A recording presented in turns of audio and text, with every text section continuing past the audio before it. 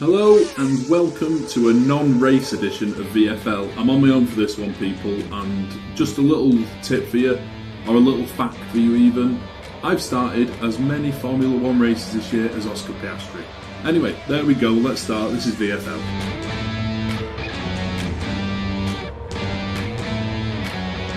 Hello and welcome to VFL. We're going to cover a little topic that someone mentioned, well, DT mentioned in the group.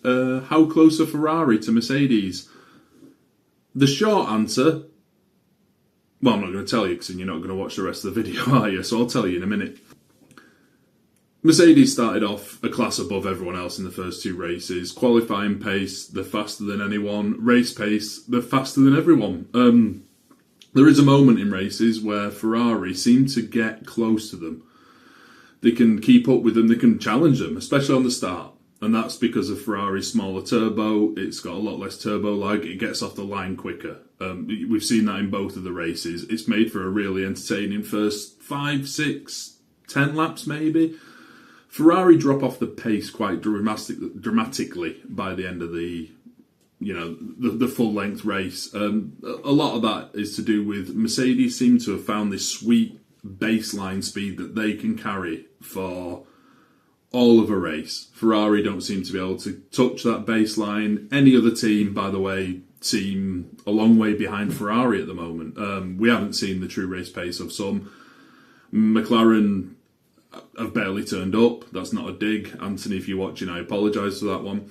Red Bull haven't shown that they can keep within the fight. In fact, teams like Haas and Alpine have looked closer to the two front-running cars at the moment. Now, Ferrari are expected to bring the Macarena wing again to Japan. They took it off after first practice in China. They think they're going to bring it again. It's got to be worth something if they're going to keep bringing it, I suppose. They keep turning up, they keep, modifying it slightly, so it must bring a bit. At the moment, I'd say qualifying the 3-4 tenths off the Mercedes speed, the flat to deceive. Race pace, again, I think it's about 3 or 4 tenths. Now, there is a rule that the FIA have brought in this year where the engine manufacturer can develop their engines because they want this to be a fair fight. They don't want, years of dominance because of an engine. So Ferrari could be pinning a few hopes on that. I do know that they've got some aerodynamic upgrades as well, which they're bringing along. They're hoping to pick up a tenth here, a tenth there.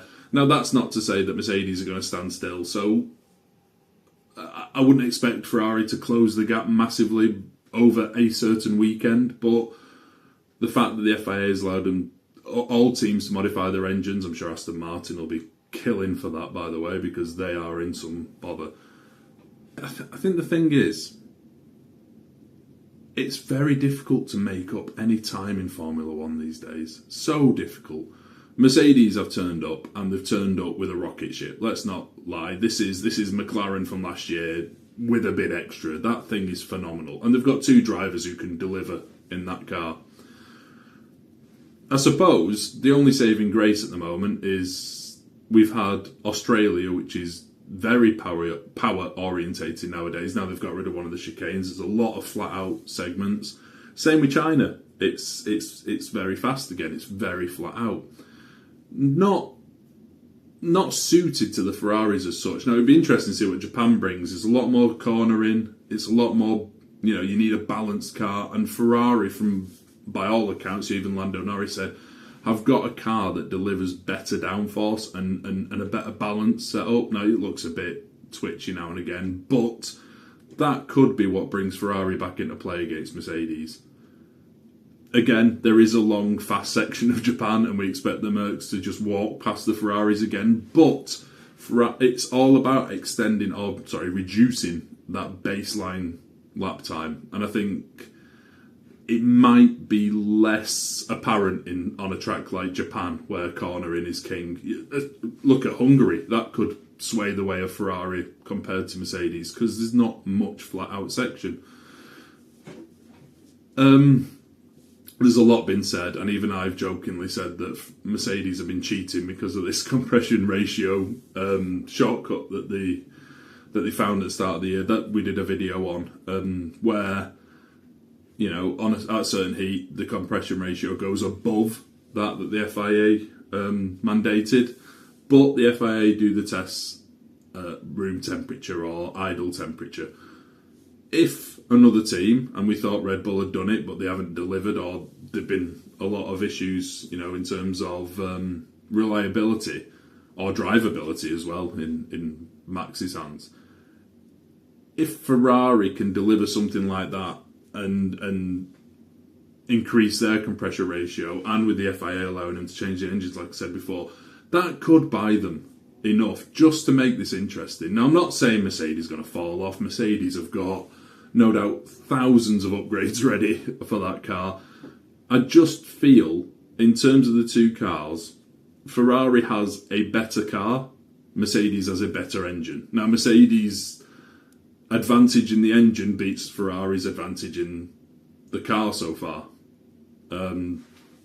So, without me waffling on, without me going into too much detail, without me boring you silly, I think Ferrari are about 3 or 4 tenths of a second a lap off Mercedes now. I'm going to put my very biased Ferrari hat on for a moment and say that Ferrari could make up this gap. What they do have at their advantage is a Lewis Hamilton who's back in form, and if you put Lewis Hamilton in a car that's willing or able to fight with George Russell and Antonelli, I'd fancy his chances, let's be honest. This is not a bashing session. I've got way more races to go at that about, so we're not going to do that today. Ferrari are off. The other teams behind Ferrari are a long, long way off. Ferrari look like the only ones who can stop Mercedes from winning this championship, both championships, in fact. And I need that to happen, because at the start of this year, I don't know if Anthony will ever find the video, or Dave, I promised that if George Russell becomes a world champion, I will wear a George Russell cap for an episode, and I don't want to. Okay? I've said that now, I don't want to, so someone needs to pull the finger out. Fingers crossed it's the red team, the mighty red team, my beloved team. If not, then let's pray for a miracle and McLaren might get on the grid. So to cut it short, that's all for this week, I'm afraid. It's been a very small one, and it's been just me, so I do apologise. Ferrari are close. They're not quite close enough yet. I think they'll get there. When they'll get there depends on whether they can challenge for the championship or not. There we go. A really sit on the fence answer from yours truly. Have a great one. We'll be back for Japan, and Anthony will be back with us as well. Much love. Peace and love. Bye-bye.